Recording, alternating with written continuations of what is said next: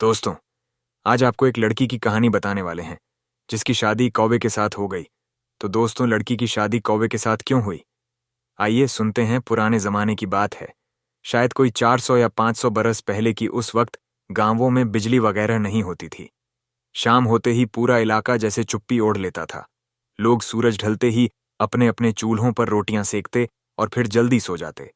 शहर की रफ्तार, शोर और चकाचौंध से दूर एक छोटा सा गांव था जिसके एक कोने में एक बूढ़ा किसान अपनी 3 बेटियों के साथ एक कच्चे मगर साफ सुथरे घर में जिंदगी बसर करता था। उस किसान का नाम तो किसी को ठीक से याद नहीं, मगर लोग उसे बाबा जी कहकर पुकारते थे। कभी मोहब्बत से, कभी लिहाज से और कभी हमदर्दी से। उसकी 3 बेटियां थीं, अरीबा, हिना और हुमा। तीनों बच्चियां जवान हो चुकी थीं, उम्र 21 से 24 के दरमियान। बड़ी अरीबा लंबी रंगोरा, आंखों में थोड़ा घमंड, मगर लहजा हमेशा नरम मझली। हिना चुपचाप रहने वाली, मगर नजरें तेज। और सबसे छोटी घुमा सांवली, सादी सी, मगर आंखों में एक अजीब सी हिम्मत, जैसे हर बात पर भरोसा कर ले, हर सच्चाई को दिल से अपना लें। इन तीनों की मां नहीं थी। यह उस वक्त हुआ था जब हुमा सिर्फ 6 साल की थी। घर की औरत की गैर मौजूदगी ने बाबा जी को तोड़कर रख दिया था, मगर उन्होंने कभी बेटियों में कोई फर्क नहीं किया। उनके लिए तीनों फूल बराबर थे। तीनों को साथ खेतों में ले जाते, हल भी खुद चलाते और उन्हें भी सिखाते। मिट्टी में लथपथ हो जाती बेटियां, मगर कोई शिकायत नहीं। बस जब शाम को बाबा जी की थकी हुई आंखें उन पर पड़तीं तो एक तस्लीम सी मिलती, जैसे सब कुछ ठीक है। मगर हकीकत यह थी कि तीनों बेटियां बराबर नहीं थीं। कम अज कम एक दूसरे की नजरों में तो नहीं। अरीबा और हिना, जो एक दूसरे से बहुत करीब थी, अक्सर हुमा को ताना देती, बिल्कुल गंवार है, ये देखो ना, इसका रंग देखो और ये पहनावा। अब्बू इसके सिर पर ज्यादा हाथ रख देते हैं, इसलिए इसे उड़ने की आदत हो गई है। हुमा चुपचाप सुनती रहती, मुस्कुरा देती, कभी जवाब नहीं देती। बाबा जी को जब यह बातें कानों तक पहुंचती तो वह सख्ती से मना करते। मेरी तीनों बेटियां बराबर हैं, एक में भी फर्क मत करना। लेकिन बेटियों के दिलों में जो बात उतर जाए वह एक दिन जरूर बाहर आती है। एक रोज बाबा जी रात को खाना खाने के बाद अपनी चारपाई पर बैठे बैठे सोच में डूब गए। बेटियां जवान हो गई थीं, मगर अब तक किसी की शादी नहीं हुई थी। गांव में तो लोग बातें बनाने लगे थे। अरे देखो, 3-3 लड़कियां बैठी हैं और कोई रिश्ता तय नहीं हुआ। औरतें कुएं पर पानी भरते हुए कान्हा फूंसी करती, मर्द चौपाल पर अटकलें लगाते। बाबा जी के दिल में एक उलझन सी बैठ गई थी। अगर इनकी मां जिंदा होती तो वह ढूंढती अच्छे घर। मुझे तो बस खेतों का काम आता है, घर बसाने का हुनर नहीं। उसी रात उन्होंने एक अजीब सा फैसला किया। सुबह सुबह बेटियों को बारी बारी बुलाया। मैंने एक सोचा है, उन्होंने धीरे से कहा। अब तुम तीनों अपने अपने लिए दूल्हे खुद तलाश करोगी। तीनों बेटियां हैरान। अरीबा ने झुंझलाते हुए कहा, अब्बू यह कैसे हो सकता है? हिना भी बोली, आप हमें कहां भेजेंगे दूल्हा तलाशने के लिए? लेकिन हुमा कुछ नहीं बोली, वो सिर्फ बाबा की आंखों में देखती रही। बाबा जी ने समझाया, तुम तीनों को मेरे साथ बाग चलना होगा। वहां 3-3 पेड़ लगाऊंगी और फिर बाग में मौजूद एक ऊंचा पेड़ काटूंगी। जिसका पेड़ जिस तरफ गिरेगा उस तरफ से उसका रिश्ता होगा। अजीब सी बात थी, मगर बाबा जी का लहजा ऐसा था कि मना करने की हिम्मत किसी में नहीं थी। अगली सुबह बाबा जी एक कुल्हाड़ी, 3 जोड़ी कुदालें और एक टोकरी में 9 पौधे लेकर अपनी बेटियों को जंगल के किनारे वाले बाग में ले गए। जगह एकदम खामोश, सिर्फ हवा का हल्का सा सरसराना और पत्तों की सरसराहट। बारी बारी तीनों ने जमीन में गड्ढा खोदा और अपना अपना पौधा लगाया। फिर बाबा जी ने कहा, अब उस पुराने पेड़ को देखो। हर एक अपनी मर्जी से एक पेड़ काटे। सबसे पहले अरीबा आगे बढ़ी, कुल्हाड़ी चलाई और तने में गूंजती हुई आवाज के साथ पेड़ हिला। फिर धीरे धीरे शोर मचाता हुआ उत्तर दिशा शुमाल की तरफ गिरा। अरीबा के चेहरे पर मुस्कान खिल गई, क्योंकि उस तरफ उसकी खाला का बेटा रहता था, जिससे उसकी छुप छुप कर बातें होती थीं। उसने तो मन ही मन सोचा भी था कि पेड़ उधर ही गिरे। अब बारी थी हिना ने बहुत सोचकर पेड़ चुना। फिर कुल्हाड़ी से वार किया, 2-3-4, और फिर अचानक वह पेड़ दक्षिण जुनूब की तरफ गिरा। हिना की आंखों में चमक आ गई, क्योंकि उस तरफ गांव का एक नौजवान लड़का था जो अक्सर उसे कुएं के पास देखता रहता था और कुछ इशारे भी किए थे। अब बारी आई। हुमा ने चुपचाप एक पेड़ चुना, ना इधर देखा ना उधर। उसने कुल्हाड़ी उठाई और अपनी नाजुक बाज और फिर पेड़ जंगल की तरफ गिर गया। उस सन्नाटे में एक झिंझक सी भर गई। अरीबा ने जोर से हंसते हुए कहा, कहीं जंगल में कोई शेर तो नहीं है तेरा? दूल्हा हिना ने छुटकी ली, या फिर कोई भूत जो रातों को घूमता?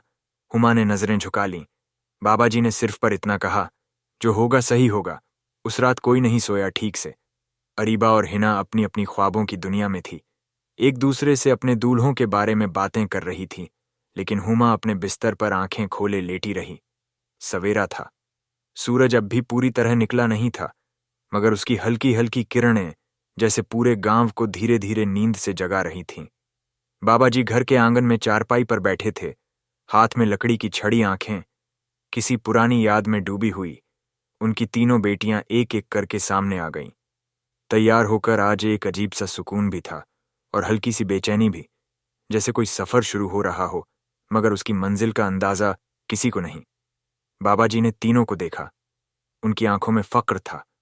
जिस तरफ पेड़ गिरा था, अब उसी तरफ जाओ, उन्होंने कहा। लेकिन याद रखना, तुम जिस दरवाजे पर पहुंचो हमेशा अदब से पेश आना। जो जवाब मिले उसे मान लेना सबसे पहली थी। अरीबा उसका पेड़ गिरा था, उत्तर शुमाल की तरफ, यानी उस रास्ते पर जो गांव के बाहर एक पगडंडी से निकलकर थोड़ी ऊंचाई पर बने घरों की तरफ जाता था। वहीं उसकी खाला का घर था। वो सफेद चादर में लिपटी, सीधा माथा और आंखों में एक भरोसा ली चली जा रही थी। उसे याद था, बचपन से जब भी खाला के घर जाया करती थी तो उनके बेटे सलामत से कभी पतंग उड़ाने को लेकर झगड़ा होता, तो कभी मिट्टी के खिलौनों को लेकर दोस्ती। मगर जैसे जैसे वक्त गुजरा, वो लड़ाइयां धीरे धीरे मुस्कानों में बदल गईं, और अब तो दिल की बात बिना कहे ही समझ आती थी। जब अरीबा वहां पहुंची तो खाला ने दरवाजा खोला। पहली नजर में तो हैरान, मगर जैसे ही अरीबा ने बाबा जी का नाम लिया और पूरा वाकया बयान किया, खाला की आंखें भर आई। तो अब्बा जान ने खुद तुम्हें भेजा है। अरीबा ने सर हिलाया और पेड़ शुमाल की तरफ गिरा था। फिर हंसी की हल्की सी लकीर खाला के चेहरे पर आ गई। तो फिर क्या सोचना बेटा, अगर इसी तरफ है तो हम हाँ कहते हैं। सलामत भी तुम्हें चाहता है, और मैं भी जानती हूं तुम इस घर को संभाल लोगी। अरीबा ने सिर्फ झुकाकर शुक्रिया अदा किया। खाला ने उसे गले से लगाया और रुखसत किया। जब वह वापस बाबा जी के घर पहुंची तो उसके चेहरे पर वही रोशनी थी जो बात हो जाने के बाद आ जाती है। अब बारी थी हिना की। उसका पेड़ गिरा था दक्षिण जुनूब की ओर, और वह रास्ता गांव से थोड़ा दूर जाता था। उस रास्ते पर एक पुराना कुआं आता था, जिसके पास एक वक्त में हिना की मां की बचपन की सहेली रहा करती थी। नाम तो अब धुंधला हो गया था, मगर चेहरा नहीं भूला था। हिना अकेले ही चली, न तेज कदम न सुस्त, बस एक यकीन के साथ। उसकी मां की वह सहेली अब बुजुर्ग हो चुकी थी। मगर जब दरवाजा खटखटाया और अंदर से एक औरत की थकी हुई मगर जिंदा दिल आवाज आई, तो हिना को यकीन हो गया कि वह सही जगह पर आई है। अरे हिना, तुम हो ना? कितना वक्त हो गया तुम्हारी मां को गुजरे हुए। फिर कुछ देर की खामोशी, और फिर हिना ने वही बात दोहराई जो बाबा जी ने सिखाई थी। अम्मा जान ने वसीयत की थी कि जब हमारी शादी का वक्त आए तो वही रास्ता चुनना जो सीधा हो। मेरा पेड़ जुनूब की तरफ गिरा और वह मुझे आपके दर तक ले आया। बुजुर्ग औरत की आंखें भीग गईं। उन्होंने पास बुलाया, हाथ थामा और कहा, तुम्हारी मां अगर जिंदा होती तो आज यही करती। मेरे बेटे सुल्तान को तुम पसंद हो, और वह तुम्हें देखकर हमेशा ही लाजवाब हो जाता था। अब जब पेड़ भी इस तरफ गिरा है तो मैं कैसे मना करूं? हिना के दिल का बोझ उतर गया। सुल्तान ने खुद आकर आदाब किया और बुजुर्ग औरत ने सिर पर हाथ रख दिया। हिना जब घर लौटी तो आंखों में एक चमक थी, जैसे मौसम बदलने को है। उधर हुमा जंगल में सन्नाटे को चीरती हुई चली जा रही थी, अपने कदमों से नहीं, अपने यकीन से। उसके हाथ में सिर्फ बाबा जी की लिखी चिट्ठी थी, और दिल में एक अजीब सी बेचैनी, जैसे वह किसी ऐसे सफर पर निकल पड़ी हो जिसकी मंजिल का पता ना हो। बड़ी बहनों की हंसी उसके कानों में अब भी गूंज रही थी। जंगल में तेरा दूल्हा होगा, कोई भूत कोई जानवर। मगर हुमा के चेहरे पर कोई शिकन नहीं थी, न शर्म न घबराहट, सिर्फ एक अजीब सा सुकून जो शायद उसे खुद भी समझ नहीं आ रहा था। काफी दूर चलने के बाद पेड़ों का घनापन बढ़ गया। रास्ता अब सीधा नहीं था, कभी कांटों की झाड़ियों से घिरा हुआ, कभी गीली। जमीन पर पांव फिसलते हुए हुमा एक एक पेड़ को देखकर सोचती, कहीं कोई है, कोई आवाज, कोई इंसान। मगर जवाब सिर्फ खामोशी थी। कुछ देर बाद उसकी उम्मीदें डगमगाने लगीं। प्यास से हलक सूख रहा था। पांव थक कर चूर हो चुके थे। उसने एक बड़े पत्थर के नीचे बैठकर थोड़ा सा खाना निकाला, वहीं जो बाबा जी ने पोटली में रख दिया था, और एक घूंट पानी पीकर आंखें बंद कर लीं। जब थोड़ी देर आराम कर लेने के बाद वह उठी तो दिल में फिर से उम्मीद का एक छोटा सा दिया जल उठा। अब उसके कदम थोड़े धीमे थे, मगर नजरें और तेज चलते चलते कुछ दूरी पर झाड़ियों के पीछे से कुछ अजीब सी परछाई दिखी। एक झोपड़ी, मगर वह आम झोपड़ी नहीं थी। उसकी दीवारें लकड़ी की थीं, लेकिन इतनी सीधी और तरतीब से काटी हुई कि जैसे किसी ने बहुत संजीदगी से बनाई हो। छत पर सूखी टहनियों का ढेर था। हुमा कुछ लम्हे ठिठकी, फिर धीरे से आगे बढ़ी और झोपड़ी का दरवाजा खटखटाया। कोई जवाब नहीं आया। दरवाजा थोड़ा सा खुला हुआ था। उसने आहिस्ता से धक्का दिया। अंदर दाखिल होते ही वह चौंक गई। झोपड़ी बाहर से जितनी अजीब थी, अंदर से उतनी ही साफ सुथरी और सलीके से सजी हुई। दीवारों पर लकड़ी के छोटे छोटे शेल्फ, जिन पर रंग बिरंगे कंचे, सूखे फूल और कुछ छोटे से मिट्टी के बर्तन रखे हुए थे। फर्श पर झाड़ियों की बुनाई से बनी एक साफ चटाई और एक छोटी सी खिड़की, जिसके किनारे बैठा था एक बड़ा सा कौवा। कौवा बिल्कुल हिला नहीं। उसकी आंखें तेज थीं, गहरी, चमकदार, जैसे किसी सोच में डूबी हुई हो। मगर हुमा ने उसे देखा ही नहीं। उसने इधर उधर निगाह दौड़ाई और कहा, यहां तो कोई नहीं है। और जैसे ही उसने कदम वापस मोड़े, वो पहली आवाज इंसानी लहजे में कैसे कह सकती हो कि यहां कोई नहीं है। हुमा के पांव जैसे जमीन में जम गए। उसने धीरे धीरे मुड़कर देखा, और वही कौवा जो अभी तक चुपचाप खिड़की पर बैठा था, अब इंसानों जैसी आवाज में बोल रहा था। हुमा की आंखें फैल गईं, दिल की धड़कनें तेज हो गईं। ये कैसे मुमकिन है? कौवा बोला, मैं यहां अकेला नहीं रहता। मेरी बातें सुनने वाला कोई इंसान नहीं था, मगर आज तुम आ गई हो। हुमा कुछ नहीं बोल सकी। वो चुपचाप उसे देखती रही। उस कौवे की आवाज, उसका लहजा, उसका अंदाज इंसानों जैसा था, मगर शक्ल अब भी परिंदे की थी। कौवे ने उससे पूछा, तुम यहां क्यों आई हो? हुमा ने वही किस्सा दोहराया। बाबा जी, पेड़ की दिशा, जंगल का सफर, सब कुछ कौवा खामोशी से सुनता रहा। उसकी गर्दन कभी झुकी, कभी सीधी होती, मगर आंखें हुमा पर ही टिकी थीं। फिर कुछ देर की खामोशी के बाद कौवे ने कहा, क्या तुम मुझसे शादी करोगी? हुमा के होठों से हंसी सी निकल गई, मगर आंखें अब भी सहमी हुई थीं। तुम एक कौवा हो और मैं इंसान, ये कैसे मुमकिन है? कौवे ने कोई बहस नहीं की। उसने सिर्फ एक छोटा सा रक्स किया, अपने परों को फैलाया, चटाई पर घूमते हुए एक अजीब सी लय में थिरका। उसकी हरकतों में अजीब सी नरमी थी, जैसे कोई कलाकार बिना बोले बहुत कुछ कह रहा हो। और फिर उसी थिरकन में उसने एक नगमा गुनगुनाना शुरू किया, एक बहुत पुराना मगर दिल को छू लेने वाला नगमा। हुमा चुप थी। उसकी आंखें नम थीं। कुएं की आवाज में ऐसा दर्द, ऐसी चाहत थी कि कुछ पलों के लिए वह भूल गई कि सामने बैठा शख्स एक परिंदा है, एक अजीब सी हामी। कुछ देर बाद हुमा ने सिर्फ इतना कहा, अगर तुम्हारा दिल सच्चा है और तुम्हारी नीयत साफ है तो मैं हाँ कहती हूं। खोए ने सर नीचे कर लिया और शुक्रिया अदा किया। फिर हुमा उठ खड़ी हुई, झोपड़ी से बाहर निकली और वहीं पगडंडी पकड़ी जो बाबा जी के घर तक वापस जाती थी। सूरज ढलने को था। आसमान हल्का नारंगी हो गया था और पेड़ों की परछाइयां जमीन पर लंबी हो चली थीं। गांव की फिजा में एक अजीब सी ताजगी थी, जैसे कोई खुशबू फैली हो जो हर किसी को छू रही थी। उस दिन जब तीनों बहनें अपने अपने सफर से वापस लौटीं, तो आंगन में एक गहरी खामोशी थी। बाबा जी नीम के पेड़ के नीचे बैठकर चाय का प्याला लिए सोच में डूबे हुए थे। जब उन्होंने बेटियों के कदमों की आहट सुनी तो सर उठाया। तीनों एक कतार में खड़ी थीं। अरीबा माथे पर शिकन, लेकिन चेहरे पर सुकून। हिना गले में चमकीली चूड़ियां, आंखों में ख्वाब, और हुमा सादा लिबास, मगर निगाहों में कोई ऐसा राज जो उनमें से किसी को नहीं पता था। बाबा जी ने पहली नजर अरीबा पर डाली। हाँ बेटी, बताओ, किसे चुना?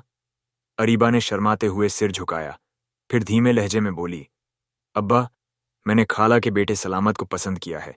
आपने इजाजत दी थी और पेड़ भी उसी तरफ गिरा था। बाबा जी ने मुस्कुराकर सिर हिलाया, फिर हिना की तरफ देखा। और तुम?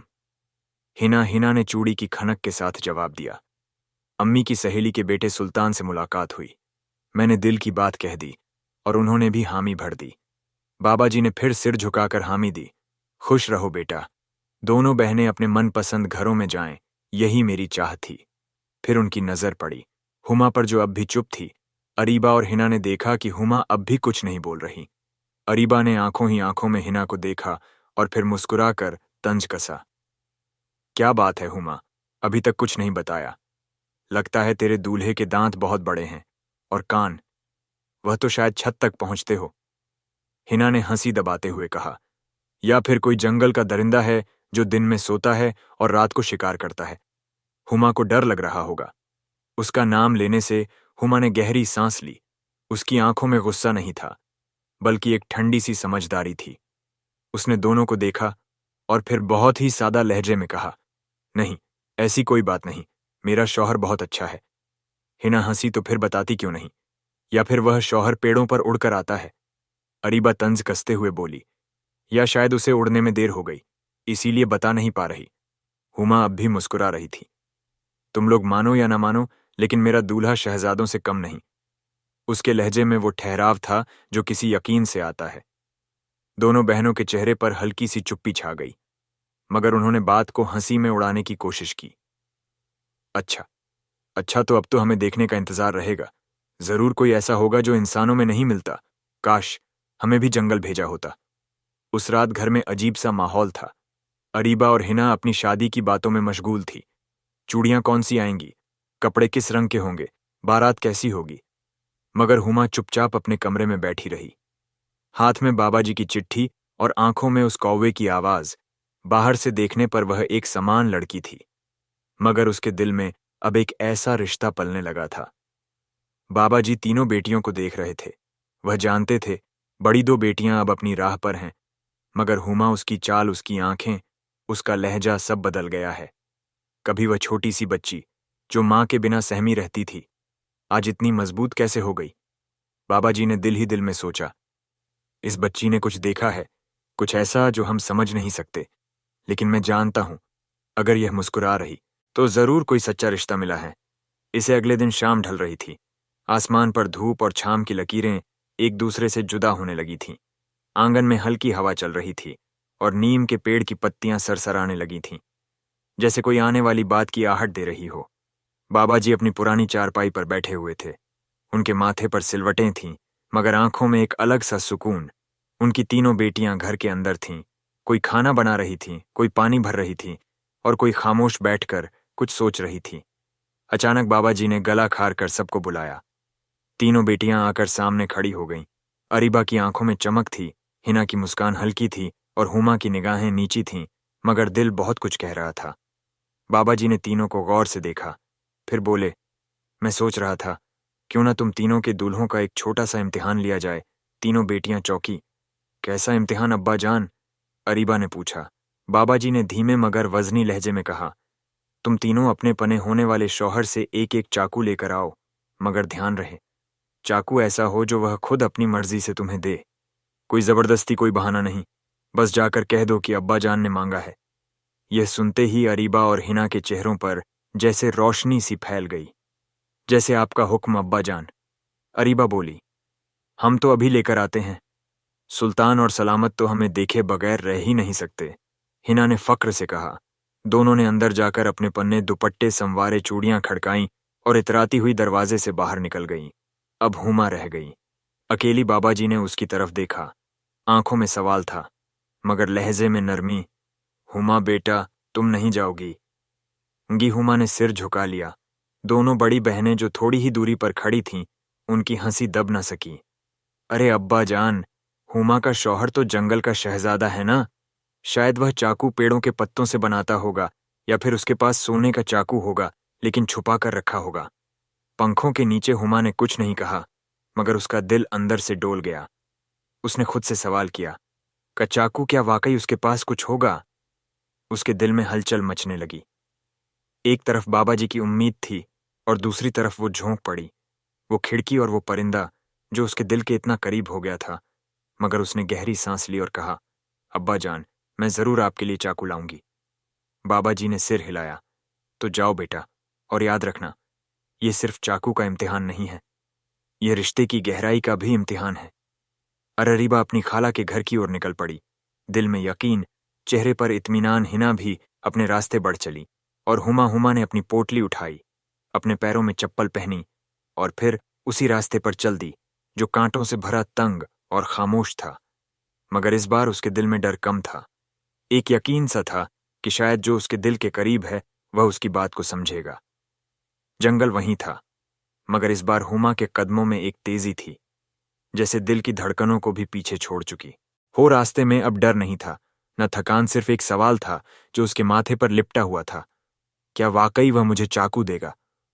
उसे नहीं पता था कि जवाब क्या होगा, लेकिन उसका दिल कह रहा था कि वो कौवा, जो इंसानों की तरह बोलता है, शायद समझता भी है। झाड़ियों से गुजरते हुए, कांटों को चीरते हुए जब हुमा उस झोपड़ी के सामने पहुंची, तो सूरज की आखिरी किरणें आसमान से उतर रही थीं। झोपड़ी अब भी वैसी ही थी, मगर खिड़की पर बैठा वह कौवा, जैसे आज उससे पहले से भी ज्यादा सजग, जिंदा और मोहब्बत भरा लग रहा था। जैसे ही हुमा की आहट आई, उसने गर्दन घुमाई और खुशी से बोला, हुमा, मुझे यकीन था कि तुम लौटोगी। हुमा खामोश बैठ गई। कौवा उसकी आंखों में देख रहा था। तुम परेशान हो? बताओ क्या बात है?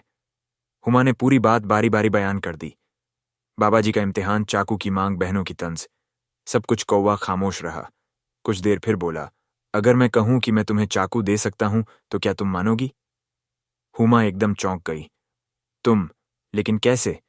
क्या तुम्हारे पास सच में कोई चाकू है? कौवा मुस्कुराया, अपने परों से उड़कर खिड़की के पास गया और वहां एक छोटा सा कपड़ा पड़ा हुआ था, हल्का सा धूल से ढंका।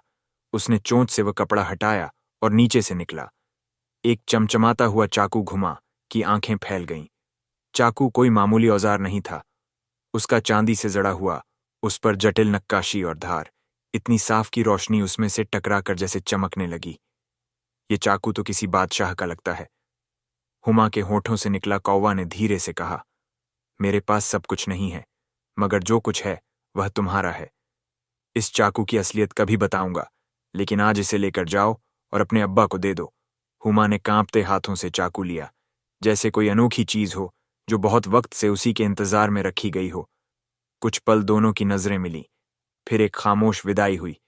अगली सुबह आंगन में फिर से वहीं सन्नाटा फैला हुआ था। बाबा जी अपनी चारपाई पर बैठे थे। पास ही एक पुराना संदूका और सामने 3 कुर्सियां। तीनों बेटियां एक एक करके आ गईं। अरीबा सबसे पहले आगे बढ़ी, अपनी चादर से एक चमकीला स्टील का चाकू निकालकर पेश किया। बाबा जी ने देखा, मजबूत, नुकीला, अच्छा था। ठीक है बेटी, उन्होंने कहा, इससे काम तो चल जाएगा। फिर हिना, उसके हाथ में भी एक खूबसूरत लकड़ी के हट्ठे वाला चाकू था। बुरा नहीं। बाबा जी ने सर हिलाया, हलवाई से थोड़ा बेहतर है। अब बारी थी हुमा की। वह खामोशी से आगे बढ़ी और अपने दुपट्टे में लपेटा हुआ चाकू धीरे से बाबा जी की हथेली में रख दिया। बाबा जी ने जैसे ही चाकू देखा, उनके हाथ रुक गए, उंगलियां कांपने लगीं और आंखें उस चाकू की नक्काशी में खो गईं। ये चाकू। उन्होंने उसे उलट पलट कर देखा। उसकी धार, उसकी बनावट, उसका वजन, हर चीज बता रही थी कि यह कोई मामूली चीज नहीं। ये चाकू तो किसी बादशाह के खजाने से लग रहा है। ऐसा चाकू मैंने अपनी जिंदगी में नहीं देखा। अरीबा और हिना की मुस्कानें सूख गईं। वह आगे बढ़कर देखने लगी, और जब उन्होंने वह चाकू देखा तो उनके चेहरों पर वही हैरानी थी जो उनकी आंखों में कभी नहीं आई थी। ये कहां से लाई? हिना ने धीरे से पूछा। किसने दिया? अरीबा ने कहा। हुमा ने सिर्फ इतना कहा, जिससे रिश्ता जोड़ा है, उसी ने दिया। बाबा जी ने हुमा की तरफ देखा, फिर चाकू की चमक को देखा और फिर तीनों बेटियों को बराबर टोलते हुए बोले, आज मैंने तुम्हारे दूल्हों के हाथ की पहचान देखी है, अब उनकी सूरत देखना बाकी है। और फिर उन्होंने दिल में बहुत हल्की मुस्कान ली, मगर आंखें अभी भी सोच में डूबी थीं। इस चाकू के पीछे कोई ना कोई राज जरूर है। अगले दिन सुबह का वक्त था। आंगन में नीम की छाप थी, चाय की भाप थी और एक बाप की नजरों में गहराई थी जो अपनी बेटियों को एक एक करके दुनिया की समझ से गुजार रहा था। किसान यानी बाबा जी तीनों बेटियों के सामने बैठे थे। उनके सामने लकड़ी की छोटी सी टेबल थी, जिस पर 3 चाकू रखे थे। तीनों की बनावट अलग, मगर उनका मतलब एक ही। वह शख्स जिसने इन्हें भेजा वाकई उस लड़की की जिंदगी का हिस्सा बनने लायक है या नहीं? बाबा जी ने चाकू की चमक को देखा, फिर अपनी बेटियों को, और बोले, मैं तुम तीनों की पसंद से खुश हूं, मगर अभी दिल पूरी तरह मुतमीन नहीं हुआ, तो अब क्या करना होगा अब्बा जान? अरीबा ने पूछा। क्या कोई और इम्तिहान बाकी है? हिना ने कहा। बाबा जी ने धीरे से कहा, हाँ बेटा, अब आखिरी इम्तिहान है। अपने पने दूल्हों से जाकर मेरे लिए एक अंगूठी लेकर आओ, मगर याद रहे, जबरदस्ती नहीं करनी। अगर वह दिल से दें तभी लेना। तीनों बहनों ने बाप की बात मानी। अरीबा अपनी खाला के घर की तरफ चली। एक बार फिर सलामत को देखने, उससे हौसला पाने हिना उसी जुनूब रास्ते पर चली जहां सुल्तान उसके इंतजार में खड़ा था। और हुमा हुमा ने बिना एक लफ्ज कहे अपने दुपट्टा ठीक किया, पोटली उठाई और फिर उसी रास्ते पर बढ़ गई। कांटों से भरा, मगर उसे अब रुकना नहीं आता था। जब हुमा पहुंची तो खिड़की की चौखट पर वहीं को आ बैठा था, गर्दन झुकाए, शायद किसी सोच में डूबा हुआ। जैसे ही उसने हुमा की आहट सुनी, वो तुरंत सीधे बैठ गया। हुमा, आज फिर हुमा। अम्मा की आंखों में हल्की सी परेशानी थी, मगर आवाज उस सलीके से भरी हुई। अब्बा जान ने एक और इम्तिहान रखा है। कौवा ने गर्दन हिलाई। बताओ इस बार क्या चाहिए उन्हें? हुमा ने लफ्जों को समेटते हुए कहा। इस बार उन्होंने अंगूठी मांगी है, मगर कहाँ है कि जबरदस्ती नहीं होनी चाहिए। कौवा ने कुछ देर हुमा को देखा। उसकी आंखों में अब शिकवा नहीं था, बल्कि एक अजीब सी चमक थी। अंगूठी। फिर उसने कोई सवाल नहीं किया, ना उलझन जताई। बैठो, रुक जाओ। कौवा फुर्ती से खिड़की की मुंडेर पर चढ़ा और फिर वहां गया जहां पिछली बार चाकू रखा था। अब की बार उसने अपने पर फैलाकर एक छोटा सा रुमाल बिछाया, बिल्कुल सफेद किनारे से हल्की खड़ाई वाला। फिर वह मुड़ा और उसी जगह से अपनी चोंच में एक नन्ही सी अंगूठी दबाकर लाया। जब कौवा ने रुमाल पर अंगूठी रखी तो उसमें से एक हल्की सी चमक फूटी, जैसे किसी पुराने खजाने से कोई जड़ा हुआ नगीना निकला हो। अंगूठी ना तो सोने की थी ना चांदी की, मगर उसकी बनावट, उसका नक्काशीदार नक्शा और उस पर उभरा एक बहुत पुराना निशान, जैसे किसी शाही खानदान की निशानी हो।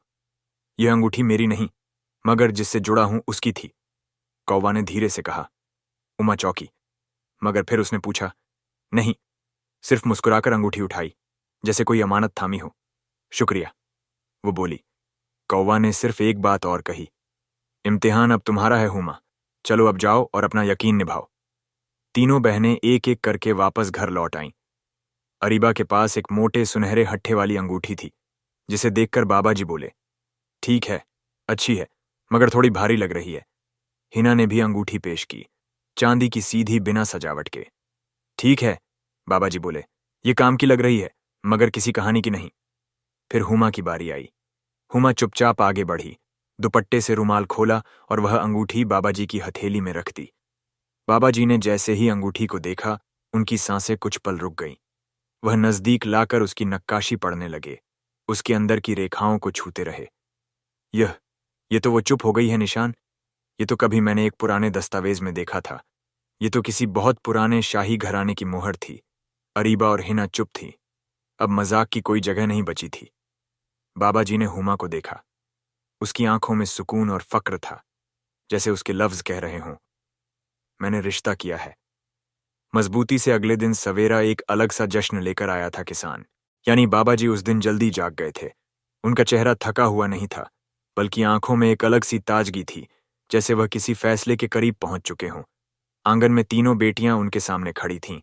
अरीबा, हिना और हुमा। बाबा जी ने एक गहरी सांस ली और कहा, अब जब चाकू और अंगूठी दोनों ने मेरे शक को मिटा दिया है, तो मैं चाहता हूं कि तुम तीनों अपने अपने दूल्हों को इस घर में लेकर आओ, ताकि मैं खुद अपनी आंखों से देख सकूं, जिनके साथ तुम अपनी जिंदगी बांटने जा रही हो, वह वाकई इस रिश्ते के लायक है या नहीं। तीनों बहनों ने हामी भर दी। अगले ही रोज सुबह तीनों बहनें अपने अपने रास्ते पर निकल पड़ीं। अरीबा अपनी खाला के बेटे सलामत को बुलाने के लिए चली। दिल में उम्मीद थी, लहजे में हौसला। हिना अपने दूल्हे सुल्तान के घर रवाना हुई। हर कदम पर सोच रही थी कि अब्बा जान को उसका चुनाव जरूर पसंद आएगा।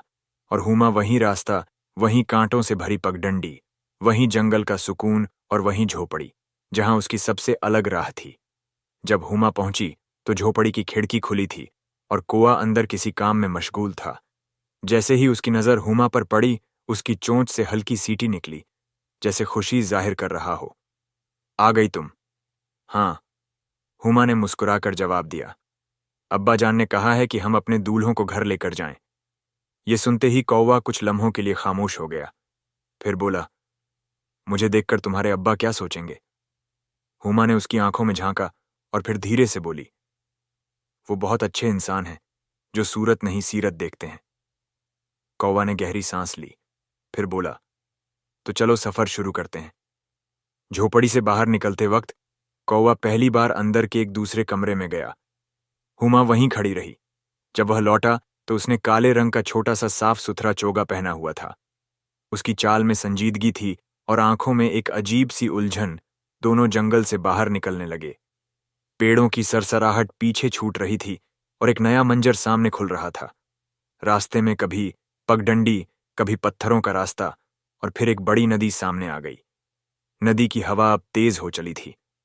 फिजा में एक अजीब सी बेचैनी थी, जैसे कोई तूफान उठने ही वाला हो। हुमा और कुआं दोनों धीरे धीरे उस पुराने लकड़ी के पुल पर बढ़ रहे थे। हुमा के दिल में हलचल थी। कुआं की चाल में कुछ अलग सा ठहराव, जैसे दोनों किसी अनदेखे अंजाम की तरफ बढ़ रहे हों। लेकिन तभी सामने से एक लंबा चौड़ा आदमी आता दिखाई दिया, सिर से पैर तक काले लिबास में लिपटा। उसकी चाल धीमी मगर भारी थी।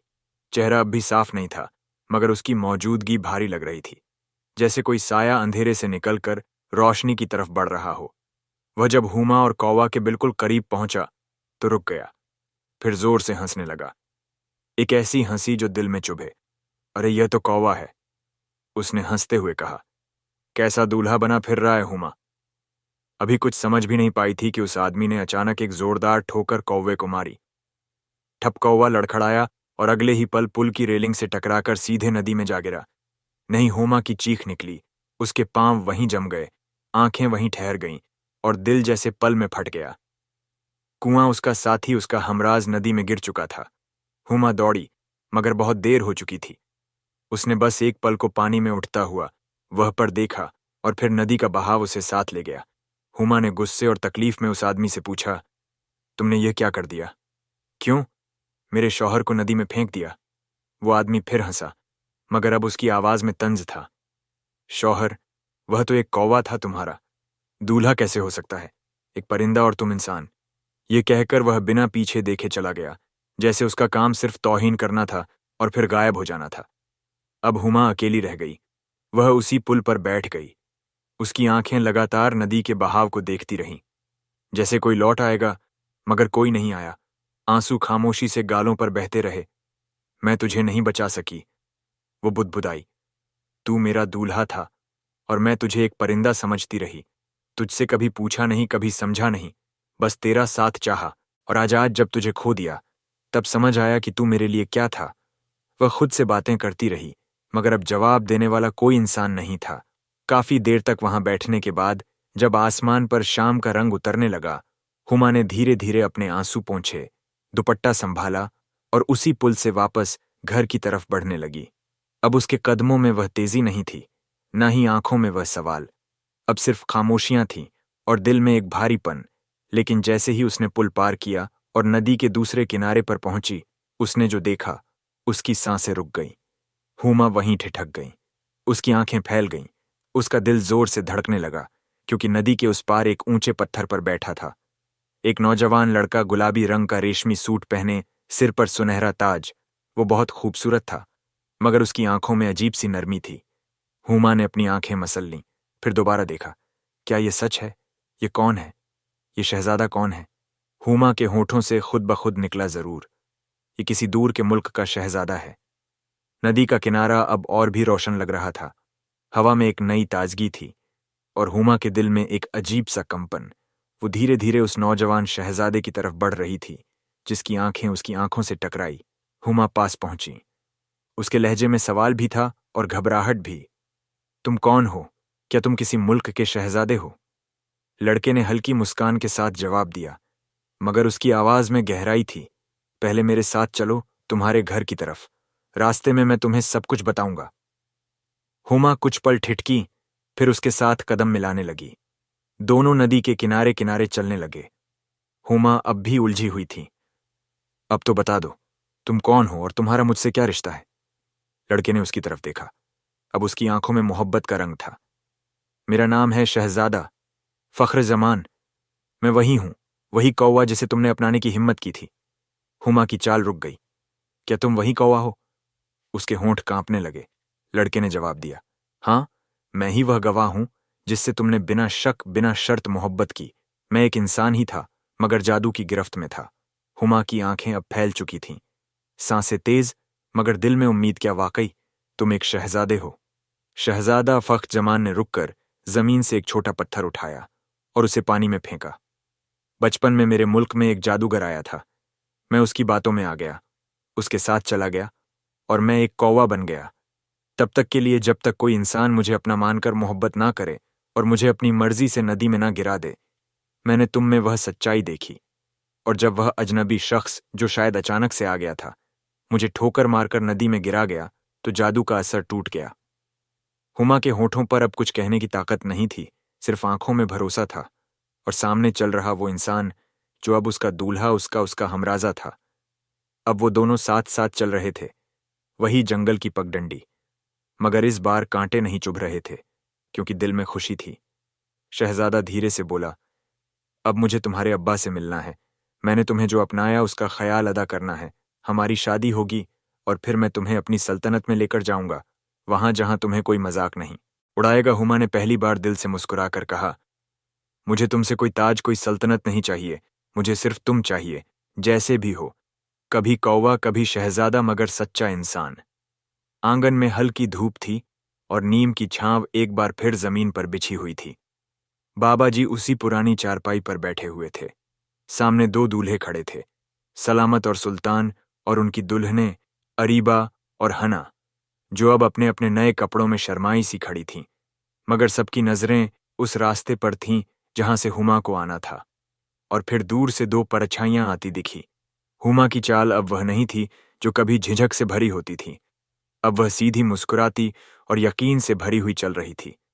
उसके साथ था गुलाबी रेशम पहने, सोने का ताज सजाए एक शहजादा, जिसकी मौजूदगी ने सबकी आंखों को ठहर जाने पर मजबूर कर दिया। अरीबा और हिना के चेहरे पर पहले हैरानी थी, फिर एक हल्की सी हैरानी में डूबी हसरत। बाबा जी ने दोनों को देखा, फिर अपने दिल पर हाथ रखा और अपने आप से कहा, अगर यह झूठ है तो ऐसा झूठ कोई और करे। हुमा और शहजादा जमाना आकर रुके। हुमा ने धीमे से कहा, अब्बा जान, ये है मेरे शौहर, मेरा शहजादा जैसा। मैंने कहा था। बाबा जी की आंखें नम हो गईं, मगर होठों पर एक तसल्ली भरी मुस्कुराहट थी। बेटी, तूने एक लम्हे के लिए भी अपनी बात से पीछे नहीं हटी, और आज तेरी सच्चाई मेरी आंखों के सामने खड़ी है। मैं खुश हूं, बहुत खुश कि मेरी परवरिश गलत नहीं गई। अरीबा और हिना थोड़ी देर चुप रही, फिर एक दूसरे की तरफ देखा, और फिर हुमा की तरफ। उनकी आंखों में हसरत थी, मगर अब शिकायत नहीं। काश हमारा पेड़ भी जंगल की तरफ गिरा होता। अरीबा ने धीरे से कहा, शायद हम भी किसी शहजादे से मिलती। हिना ने जोड़ा, मगर अब वक्त हाथ से निकल चुका था। किसान ने तीनों बेटियों को पास बुलाया। अब जब तीनों ने अपने पन्ने शौहर को पहचान लिया है, तो अब यही उम्मीद है कि तुम्हारा रिश्ता हमेशा महफूज रहे। अरीबा ने सलामत से शादी की, सादगी से मगर मोहब्बत के साथ। हिना ने सुल्तान के साथ शादी की, थोड़ी समझदारी, थोड़ी उम्मीदों के साथ। और हुमा, उसकी शादी शहजादा फख्र जमान से हुई। एक ऐसी शादी जो सिर्फ दिल से दिल की थी।